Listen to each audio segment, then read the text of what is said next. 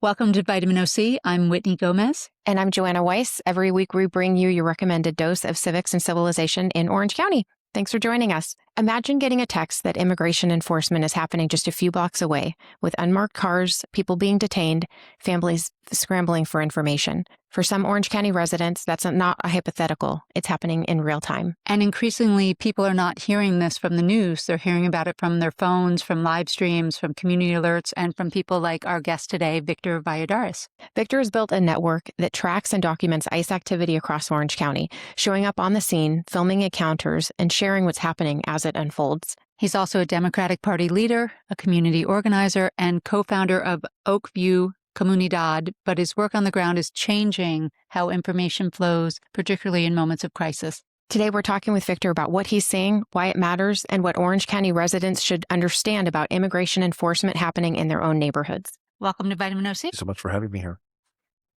Victor, we are so thrilled to have you. And you and I have known each other for quite a few years now, I think about 8, as working in Democratic politics and in the movements here in Orange County. You're one of the more familiar faces for most of us in Orange County politics. But before we dive into the work you've been doing, can you tell us a little bit about your upbringing and what might have inspired you as a younger person to get involved in this kind of work? Yes, absolutely. Thank you so much. Foremost, being here. My name is Victor Valladares, and I start off as a grassroots community organizer in the city of Huntington Beach, where I currently reside. What got me involved in the politics? I was never interested in politics. I always believed, coming from a low-income community, a segregated part of Huntington Beach. It's called Oak View. It's a community bounded by Beach Boulevard, Warner, Slater, and Nichols. Predominantly over the population of the school in there is about 99% Latinos. What got me involved into activism was the fact that we have a mini landfill next to our community. We started advocating and supporting the Ocean View School District to enclose this facility that was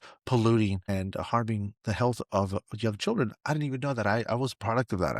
As a young child attending the elementary school, so environmental justice got me involved into that. We settled that lawsuit in 2017. They did enclose, not fully enclose, but it was a partial victory for the community. But slowly but surely, we started advocating on other issues that we saw our community suffering and going through. So I started getting involved in housing justice, immigrant justice, and so forth. And then you've evolved to working with the Democratic Party. Can you talk to us about the roles that you've played in the Democratic Party? Yeah, so I have to thank Gina Clayton Tarvin. One of our favorite guests from our first season. Yeah, she said, it seems like you really like doing activism. I think you may want to try this. So 2016, there is a position or a board called the Democratic Party of Orange County Central Committee. And at that time, it's the governing board. I have zero experience in politics at that time.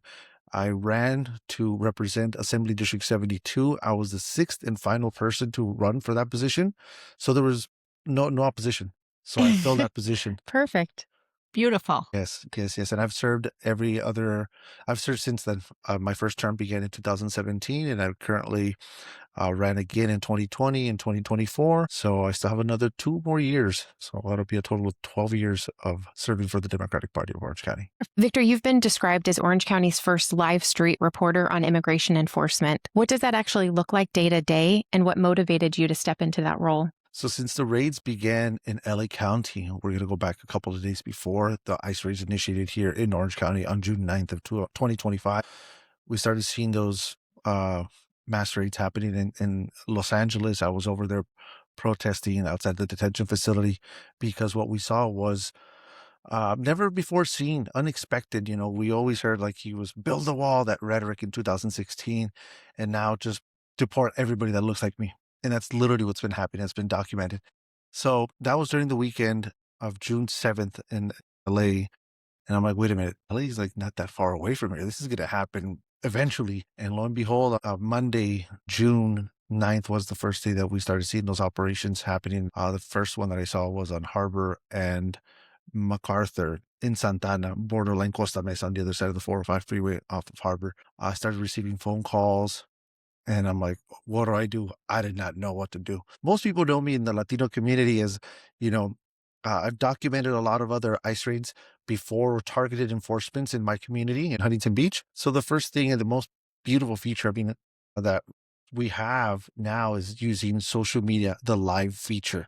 I turned on my live because I'm like, I'm getting calls and I don't know what to do. Nobody knows what to do. This is unprecedented. But I'm like, I got to hear directly from people what's happening. Please, people, just tell me where to go and check it out. So I went live. It was around 8:30 or 9 a.m. in the morning. I was going eastbound on Warner from Beach Boulevard in Warner near the Irvine Regional Hospital. That's off of Brookers. That's when I first saw federal immigration officer all in tactical gear, asks literally like a big machine gun. I'm like, oh, what? I'm like, this is the very first day that I saw Texas plates. I saw Arizona plates, New Mexico plates. It was very uncommon for us to see a ton of those vehicles around, and all of those vehicles just automatically became, suspect. It's just chaotic. People are running. You said that you started live streaming.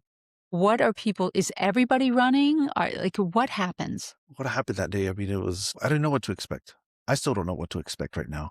But people were just, even in our own community at the beginning, it was just like, no, that's just not possible. It's not going to happen here. It's not happening here until it happens to them or somebody that they know close in their community or in their family. That's when, it really takes different. So unless something like this happens to community, like it directly impacts them, then, they start believing it.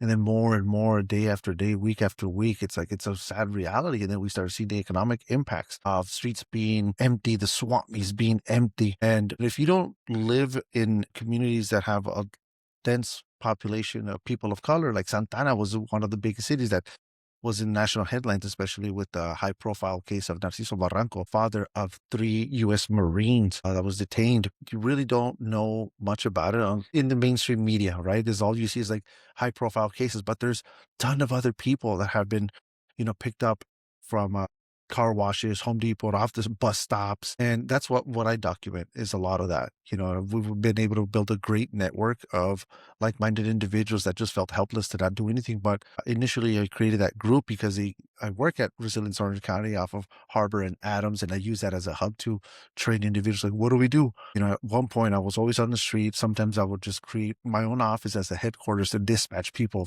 throughout the county that followed me on Facebook, and we just organically grew. That's Okay. amazing.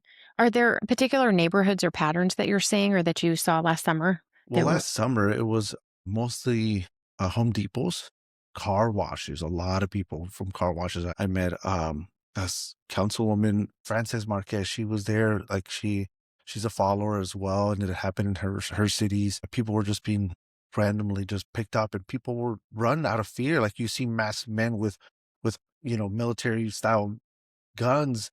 I would run too. And people that were documented or undocumented were being apprehended. And those stories go untold sometimes. Because what happens, and I don't want to mention specific car washes, but I know for a fact that there are people that are U.S. citizens that are car wash employees. They get mistaken because of the color of their skin or because they stand up and say, hey, what are you doing? You can't come into this private business without a warrant. Because that's, people want to talk about the rule of law. They're breaking every single law.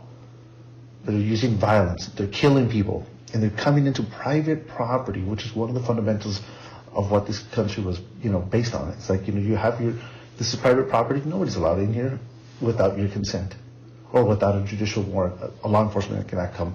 That was totally thrown out the window. If people look like me, you're automatically a criminal in the eyes of the Trump administration. And has this experience changed how you operate in your everyday life? Like, do you carry a passport with you? Like, what action have you taken to make yourself safe? I always keep my distance. One of the things when I was going live initially, I never interfere with any operations. Like that's a law enforcement. Plus, they have guns. So I'm supposed to be afraid of them. I just carry my driver's license. I know I do have the privilege of being written here in the United States. So I am a U.S. citizen. So I use that to my advantage as a reporter. We have a constitution that protects freedom of the press. And I use that. I consider and labeled myself as the very first live streamer in Spanish. So most of my content before was in English, but these are unprecedented times. Who are the people that are detrimentally being affected right now is Latinos. And a lot of our parents, and they speak Spanish only. So I pivoted to just, I am bilingual. So most of my content since June 9th has been all in Spanish. And a key part of your work, as you mentioned, is documenting these events on video. And can you talk about why video is so important and how has any footage been used to hold ICE accountable or any other law enforcement accountable? Absolutely.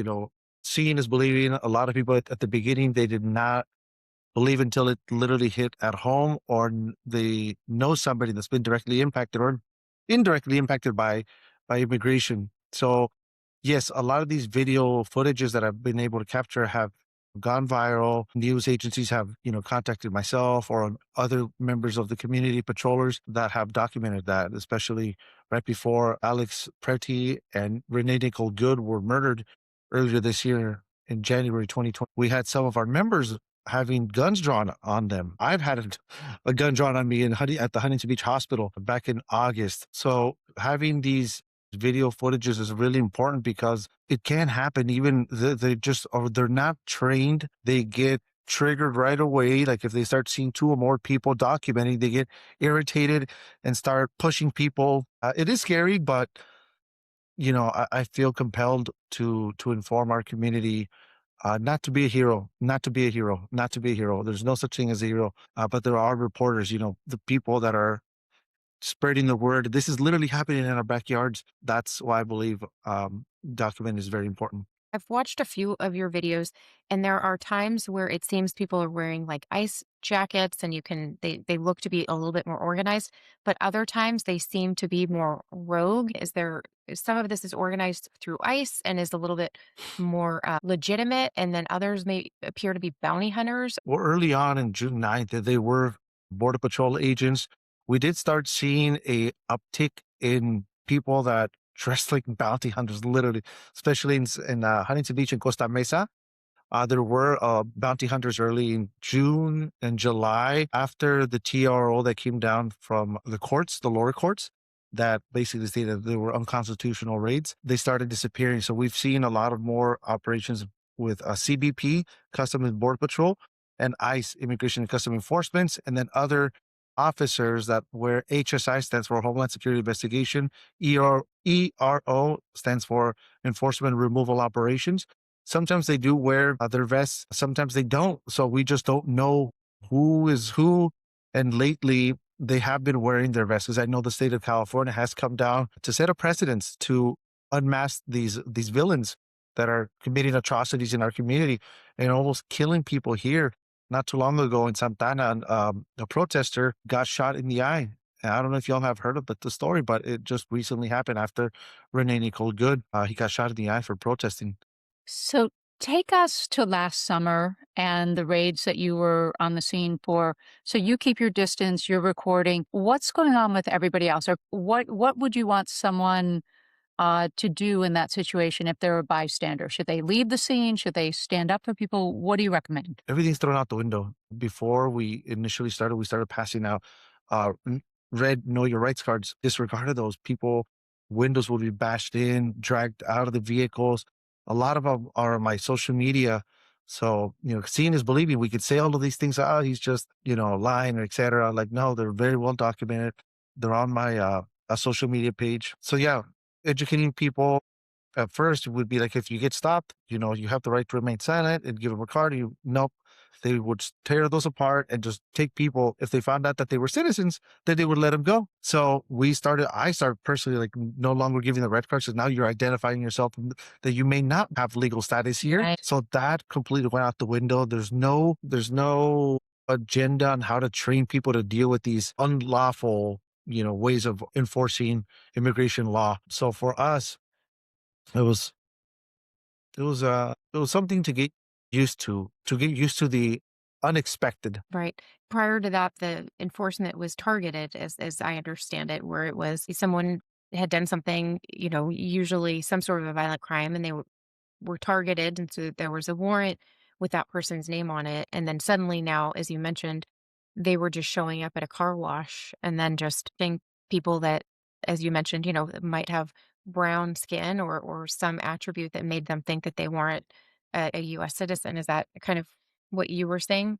That's what we were seeing initially. As of right now, as of um, March 18th, 2026, we haven't seen any operations of CBP, Customs and Border Patrol, and all of the month of February. But yes, some of those tactics that we did see early on, they would target car washes, Home Depots, or just even like cases in Costa Mesa, people that were, be cutting lawns in front of the Hilton off of Paularino and Bristol. There's many videos of those cases in Huntington Beach / Westminster.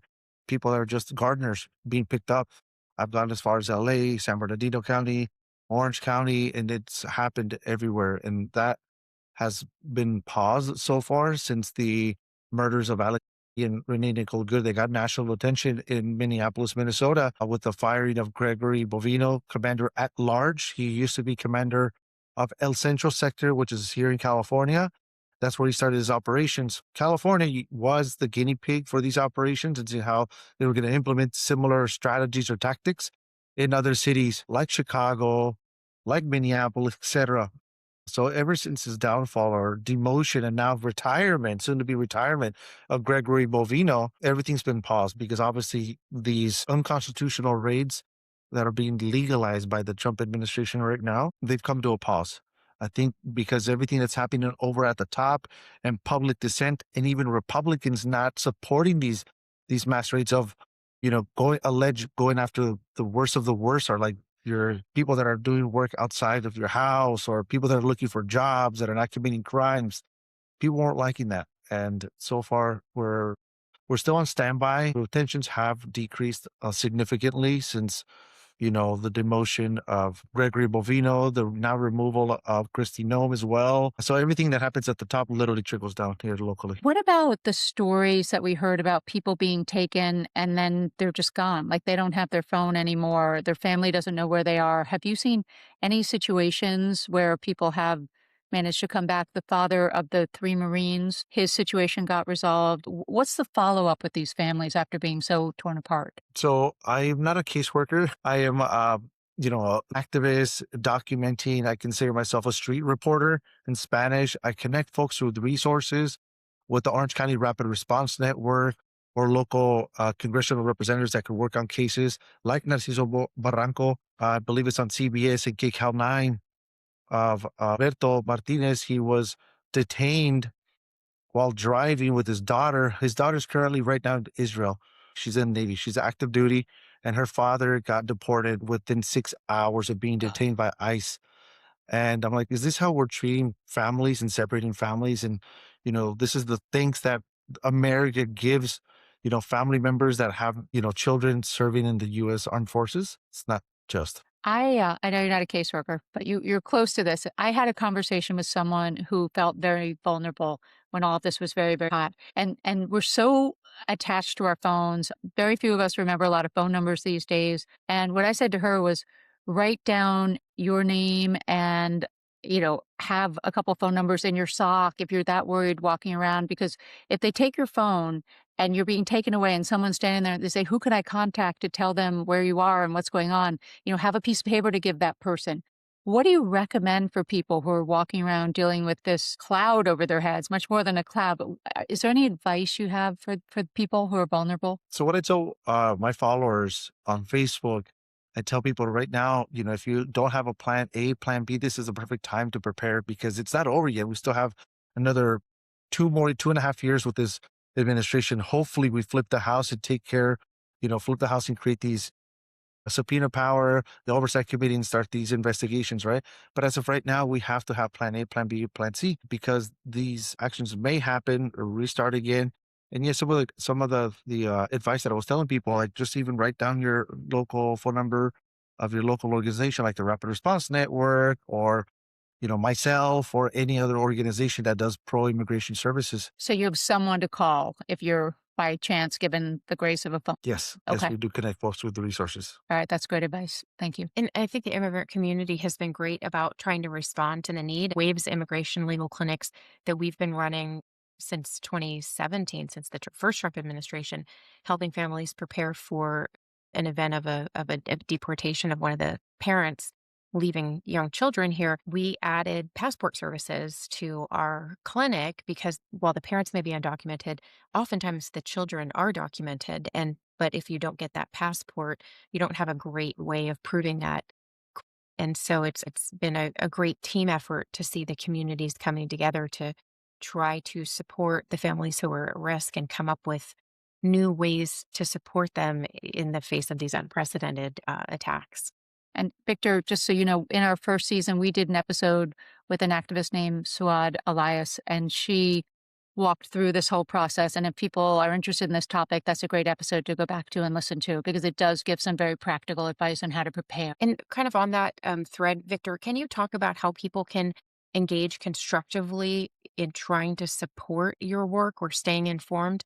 We talked about what families who are immigrants can do to try to protect themselves, but what can folks who just want to help, what can they do? Advocate for your local representatives to support immigrant needs, human needs. And hopefully there's one day, and after so many years of false promises by the Democratic Party, I really do hope that, they have the strength to have a comprehensive immigration reform with a pathway to citizenship because it hasn't happened. I know this probably won't happen within the next 4 years, but it's something that we should be looking into because, immigrants are here. We have built this country and we do make this country better. Well, Victor, you are filling such an important role in this community, and we can't thank you enough for being brave, for figuring out the manual, getting creative in how you communicate with people. You've really made a difference. And on this podcast, we're trying to highlight people like you who, there's no trodden path. They're figuring out the path, cutting the weeds down as you go. So thank you for being so brave and for doing that. We really appreciate you. And to our listeners, thank you for being with us. Victor, thank you so much for sharing your time and your expertise with us today. Stay informed, stay engaged, and please join us again for your daily dose of civics and civilization in Orange County. We'll see you next time on Vitamin OC.